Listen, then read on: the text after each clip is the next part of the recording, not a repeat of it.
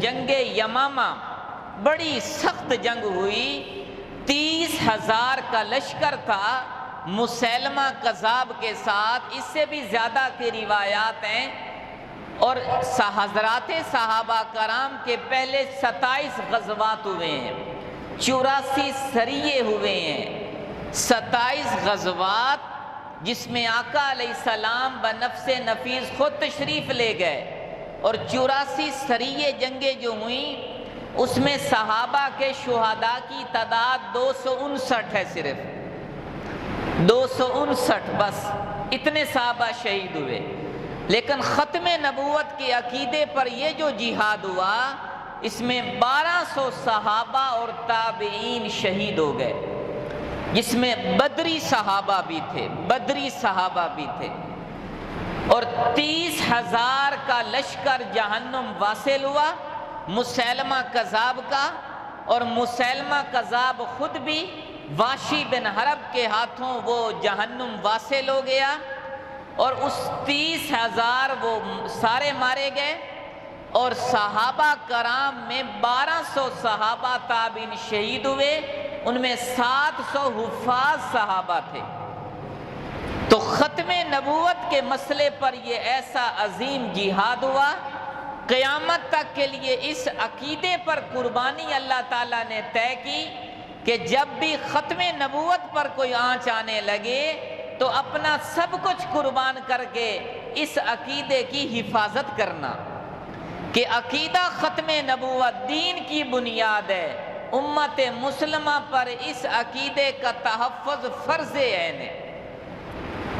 یمن میں اسود انسی نے نبوت کا دعویٰ کیا، رسول پاک صلی اللہ علیہ وسلم کے آخری وقت تھا، آپ نے حضرت فیروز دہلوی کو بھیجا، اس کو قتل کر، اس نے یمن پہ قبضہ کر لیا تھا، تو حضرت فیروز دہلوی رضی اللہ تعالیٰ عنہ گئے۔ اسود انسی کے دور میں بھی ایک عجیب پھر واقعہ پیش آیا۔ ایک تابعی ہیں ابو مسلم خولانی رحمۃ اللہ علیہ، ان کا نام تھا عبداللہ بن صوب، اصل نام تھا۔ تو یہ اللہ کے پاک نبی کے دور میں تھے، مسلمان ہوئے لیکن آقا علیہ السلام کی زیارت سے محروم رہے، بڑے عظیم تابعی ہیں۔ اسود انسی نے ان کو پکڑا کہ میری نبوت کی گواہی دے، کہ میں نہیں دوں گا، تم جھوٹے ہو، دجال ہو، کذاب ہو۔ تو اسود انسی نے آگ جلائی، آگ بھڑکا دی، اور اس میں ابو مسلم خولانی رحمت اللہ علیہ کو آگ میں ڈالا کہ یہ جل جائیں گے۔ لیکن امت مسلمہ کا یہ وہ عظیم انسان ہے، عظیم تابعی ہے، اللہ کا وہ پیارا انسان ہے، امت محمدیہ کا یہ واحد فرد ہے کہ جن کے ساتھ اللہ نے وہی معاملہ کیا جو اپنے خلیل ابراہیم علیہ السلام کے ساتھ کیا، آگ میں ڈالا، آگ ان کے لیے ٹھنڈی ہو گئی، گلے گلزار ہو گئی، باغ بن گئی۔ اس پر اسود انسی اور اس کے پیروکاروں پہ ہیبت طاری ہو گئی کہ لوگ تو اس کے پیروکار بن جائیں گے، اس کے ساتھ کیا کرنا چاہیے؟ تو ابو مسلم خولانی کو انہوں نے یمن سے جلا وطن کر دیا۔ اب ان کی پناہ گاہ ایک ہی تھی، مدینہ منورہ، اور یہ واقعہ عالم اسلام میں یوں پھیل گیا کہ ہمارا ایک مسلمان، اللہ نے ان کے ساتھ ابراہیم جیسا معاملہ کیا ہے۔ تو یہ مدینے پہنچے تو اللہ کے رسول کا وصال ہو چکا تھا، ادھر سے اسود انسی بھی قتل ہو گیا۔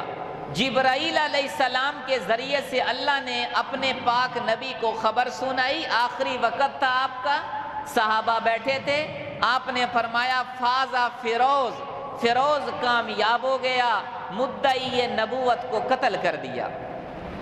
اب یہ ابو مسلم خولانی مدینہ پہنچے، مسجد نبوی کے بیر اپنی اونٹنی باندھی اور آ کے مسجد نبوی میں داخل ہوئے اور نماز پڑھنے لگے ستون کے پیچھے۔ حضرت عمر نے دیکھ لیا یہ اجنبی آیا کھڑا ہے، تو حضرت عمر رضی اللہ تعالی عنہ نے اسے کہا کہاں سے آئے ہو؟ کہنے لگا میں یمن سے آیا ہوں۔ کہا اچھا کہاں، وہ کیا بنا ہمارے اس مسلمان بھائی کا جسے اسود انسی نے آگ میں جلایا تھا اور اللہ تعالیٰ نے ان کے ساتھ ابراہیم جیسا معاملہ کیا، علیہ السلام جیسا معاملہ کیا اور آگ سے بچ گیا، تم اس کو جانتے ہو؟ اس کے بعد اس نے اس کے ساتھ کیا کیا تھا؟ تو ابو مسلم خولانی رحمۃ اللہ علیہ فرمانے لگے ہاں میں جانتا ہوں، اس کا نام تھا عبداللہ بن صوب رحمۃ اللہ علیہ۔ ایسے اللہ والے اپنی کرامات چھپاتے تھے۔ تو حضرت عمر رضی اللہ تعالیٰ عنہ نے اپنی ایمانی فراست سے پہچان لیا کہ تو وہی تو نہیں ہے، تو تو نہیں ہے وہ۔ اس پر وہ خاموش ہوا۔ حضرت عمر نے اسے گلے لگایا اور اس کی پیشانی پہ بوسہ دیا۔ حضرت علی آ گئے اور صحابہ آ گئے۔ حضرت عمر نے فرمایا اللہ کا شکر ہے مرنے سے پہلے اس شخص کی زیارت ہو گئی کہ جس کے ساتھ اللہ نے ابراہیم علیہ السلام والا معاملہ کیا تھا۔